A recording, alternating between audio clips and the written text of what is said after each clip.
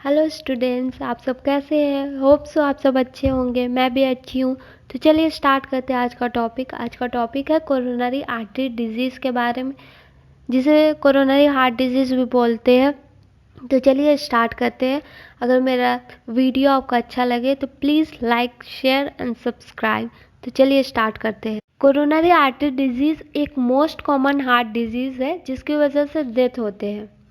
तो चलिए इंडिया का डेथ रेट जान लेते हैं। कोरोनरी आर्टरी डिजीज़ की वजह से 32% डेथ रिपोर्ट किया गया है इंडिया में due to coronary artery disease की वजह से। और यूके की बात कर ले तो मेनली वहाँ कोरोनरी आर्टरी डिजीज़ की वजह से डेथ रिपोर्ट किए जाते हैं और रेशियो फीमेल और मेल का सेम होता है। चलिए डेफिनेशन से स्टार्ट करते हैं। कोरोनरी आर्टरी डिजीज़ का डेफिनेशन पे चलते हैं। मैं यहाँ पे 2 डेफिनेशन बताऊंगी, आपको जो अच्छा लगे वो आप आगे देखिएगा। तो चलिए स्टार्ट करते हैं। नैरोइंग और obstruction of one or more coronary artery due to atherosclerosis, that is accumulation of lipid containing plaques in the artery that leads to coronary artery disease। तो चलिए इस डेफिनेशन को समझते हैं। तो पहले आप ये समझिए कोरोनरी आर्टरी क्या होता है। कोरोनरी आर्टरी वह आर्टरी है जो हार्ट मसल को ब्लड सप्लाई करती है। अगर कोरोनरी आर्टरी में या तो लिपिड कोलेस्ट्रॉल जाके जमा होने लगता है और उस नली को, वो आर्टरी को बंद करने लगता है, या तो पतला करने लगेगा या बंद करने लगेगा। उसकी वजह से कोरोनरी आर्टरी डिजीज़ होता है। वो क्या करता है, आगे चल के या तो आपको हार्ट प्रॉब्लम करेगा, या तो हार्ट अटैक आएगा, या तो मायोकार्डियल इन्फेक्शन आएगा। ये क्यों होता है? ये इसलिए होता है कि जब आप तेल वाला भोजन लेते हैं, फैट लेते हैं, अधिक कोलेस्ट्रॉल लेते हैं, तो वो क्या होता है कि हमारे ब्लड में वो जाके फ्लो करने लगता है। तो जब ब्लड में वो फ्लो करता है तो वो जाके कहीं पे जमा होने लगता है। ये ज़रूरी नहीं है वो कोरोनरी आर्टरी में ही जमा हो, वो कोई भी आर्टरी में जमा हो सकता है। तो जब वो जमा होने लगता है तो हार्ट मसल को इनफ ब्लड नहीं मिल पाता, तो उसका हार्ट मसल का काम भी बढ़ जाता है। वो स्ट्रगल करने लगता है अपने आप को ब्लड सप्लाई करने के लिए। इसकी वजह से हाइपरटेंशन भी हो जाता है पेशेंट को। तो आइए चलते हैं नेक्स्ट डेफिनेशन की तरफ। नेक्स्ट डेफिनेशन में क्या बोला गया है? The narrowing of the coronary artery that prevent adequate blood supply to the heart muscle is called coronary artery disease। इसमें क्या होता है कि वही मैंने बताया कि नैरो क्यों होता है। मैंने बताया कोलेस्ट्रॉल जाके आगे ब्लड में जमा हो जाएगा, वो नैरो कर देगा। उसकी वजह से एडिक्वेट ब्लड सप्लाई नहीं हो रहा हार्ट मसल को, that leads to coronary artery disease. चलिए हम लोग एक एग्जाम्पल के साथ आपको सिंपल सा ये लैंग्वेज में समझाते हैं। आप लोग तो बर्तन धोते ही होंगे सिंक में। तो जब सिंक में गंदा जाने लगता है तो वो पाइप ब्लॉक होने लगता है, वहाँ जाके गंदगी जमा होने लगता है। तो एक टाइम आता है कि आपका पानी जाता ही नहीं है उस पाइप के साथ, उस पाइप के ज़रिए। तो आपको या तो किसी से प्लम्बर को बुला के साफ़ करवाना पड़ता है या तो खुद साफ़ करना पड़ता है। तो यही सेम कंडीशन होता है कोरोनरी आर्टरी डिजीज़ में। आप जो भी गंदगी खाते हैं, जो भी फैट खाती है, जो भी रहता है आपके ब्लड में फ़्लो करने लगता है। वो गंदगी जाके कोरोनरी आर्टरी में जमा होने लगता है और आपके ब्लड फ्लो को रोक देता है। वो आपका ब्लड फ्लो पास ही नहीं हो पाता है, वो हार्ट तक पहुंच ही नहीं पाता है हार्ट मसल। इसकी वजह से coronary artery disease. Hope so आपको समझ में आ गया होगा। अगर आपको कुछ भी प्रॉब्लम हो तो प्लीज़ मुझे कमेंट में बताइएगा, मैं ज़रूर आपकी मदद करूँगी।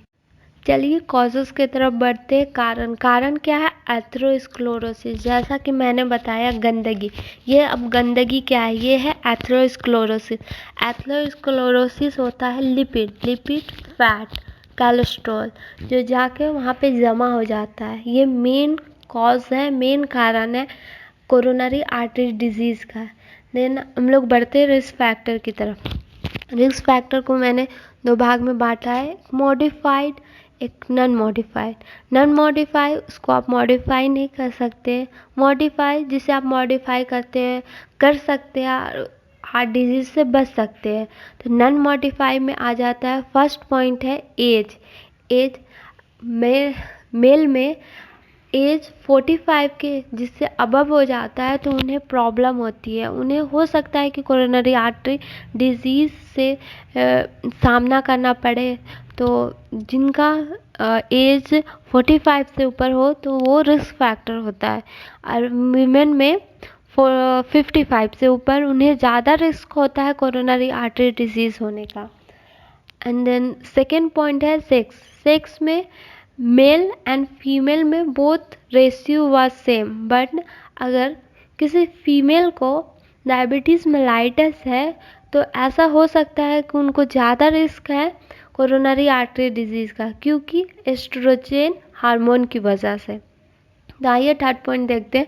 थर्ड पॉइंट है फैमिली हिस्ट्री। अगर फैमिली हिस्ट्री में आप किसी फैमिली मेम्बर को पहले कोरोनरी आर्टरी डिजीज़ या हार्ट डिजीज़ प्रॉब्लम है तो हो सकता है कि आपको भी वो प्रॉब्लम हो या आपके फ्यूचर में किसी को हो सकता है। देन हम लोग चलते हैं मॉडिफाई रिस्क फैक्टर की तरफ। मॉडिफाई जिसे आप रोक सकते हैं, आप कंट्रोल कर सकते हैं। पहला पॉइंट है स्मोकिंग। आप स्मोकिंग पीना, सिगरेट पीना छोड़ दीजिए तो आप हो सकता है आपका कोरोनरी आर्टरी डिजीज़ ना हो। Then physical inactivity, stress, diabetes mellitus, इसके बारे में आगे बात करेंगे। High blood cholesterol level, hypertension, obesity. Then चलिए हम लोग जानते हैं इसका साइन सिम्टम्स, इनका क्या साइन है, क्या सिम्टम्स है, क्या लक्षण शो करता है कोरोनरी आर्टरी डिजीज़ अगर किसी पेशेंट को हो। तो पहला चेस्ट पेन, आपकी छाती में दर्द होगा, वो पहला मेन सिम्टम्स है कोरोनरी आर्टरी डिजीज़ का। Then palpitation. अब पाल्पिटेशन होता क्या है, आपको अपना हार्ट बीट सुनाई देगा, आपको फील होगा कि मेरा हार्ट बीट तेज हो गया, फास्ट हो गया, वो उसको बोलते हैं पाल्पिटेशन। देन डिप्सनिया होता है डिफ़िकल्टी इन ब्रीदिंग, मतलब आपको सांस लेने में प्रॉब्लम होगी। देन एक्सेसिव फटीग लगेगा, आपको चक्कर आएगा, इरिटेशन, आपको काम में मन नहीं लगेगा।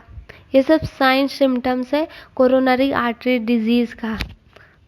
चलिए हम लोग डायग्नोस्टिक स्टडी के बारे में जानते हैं, मतलब क्या क्या जांच किया जाता है कोरोनरी आर्टरी डिजीज़ के बारे में पता करने के लिए। सबसे मेन जो जांच होता है वो ब्लड टेस्ट, उसमें चेक किया जाता है कोलेस्ट्रॉल लेवल देखा जाता है।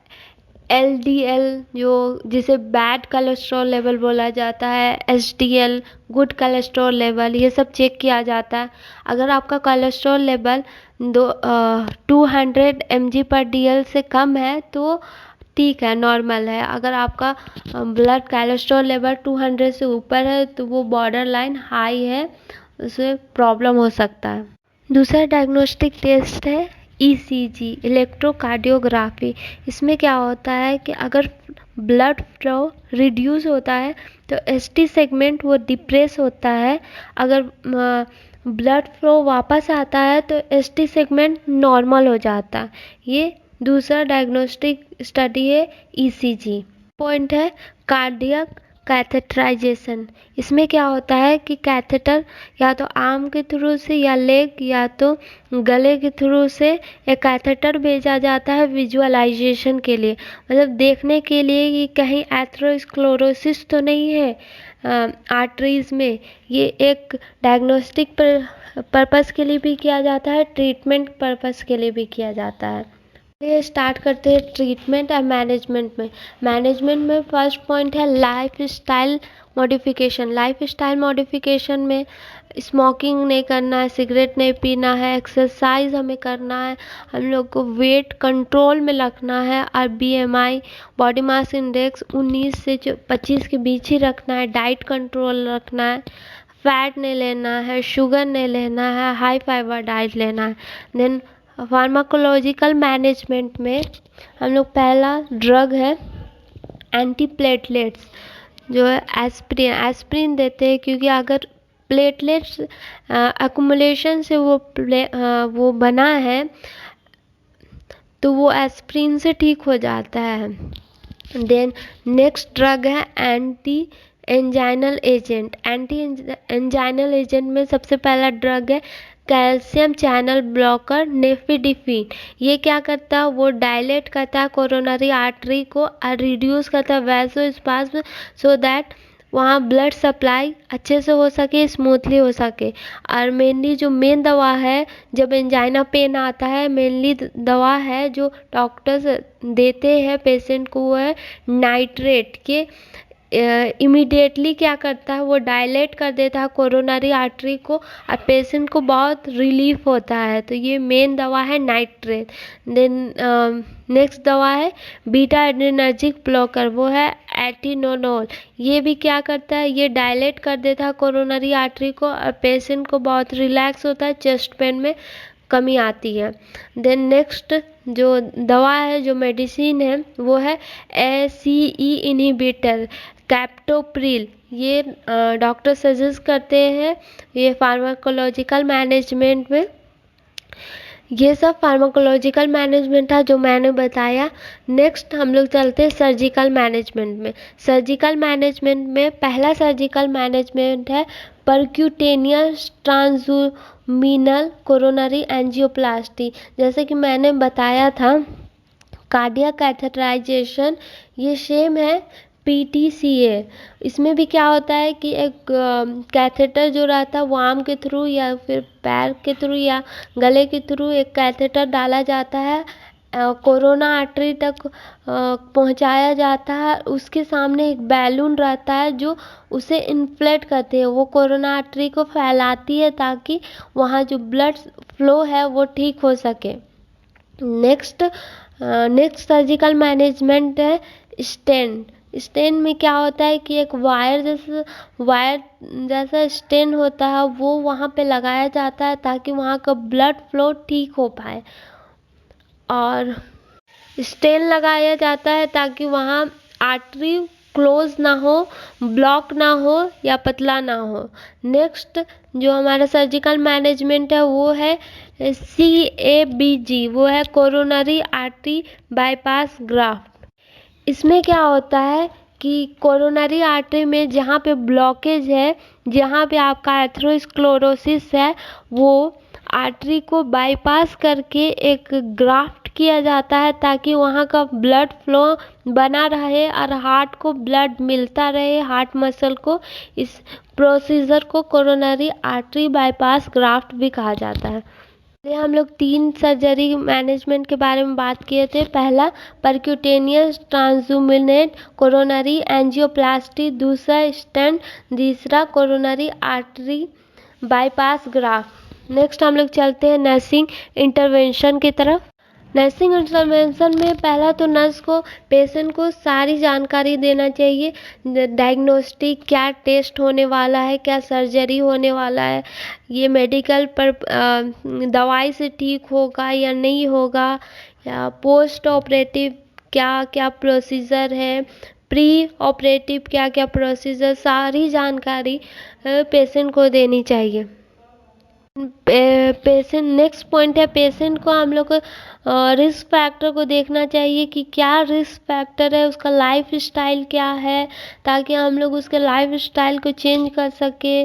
क्या क्या कॉम्प्लिकेशन हो सकता है, क्या आगे चल के प्रॉब्लम हो सकता है, वो सारा कुछ बताना चाहिए। क्या आपका लाइफ स्टाइल कैसे चेंज करना है, हेल्थ एजुकेशन सब हम लोग को देना चाहिए।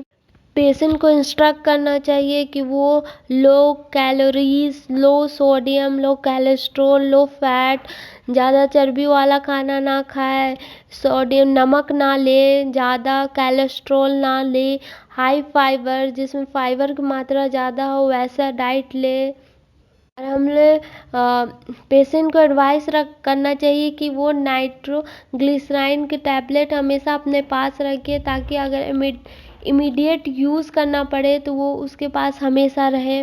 मॉनिटर पेशेंट को इंस्ट्रक्ट करना चाहिए कि हमेशा आप ब्लड प्रेशर अपना मॉनिटर करें, हार्ट रेट, अपना बीपी, टेम्परेचर, टीपीआर सब मेंटेन रखें। अगर किसी पेशेंट का सर्जिकल मैनेजमेंट होने वाला है तो इंस्ट्रक्ट करना है पेशेंट को pre operative procedure, post operative procedure सारे एक्सप्लेन करना नर्सेस का काम होता है।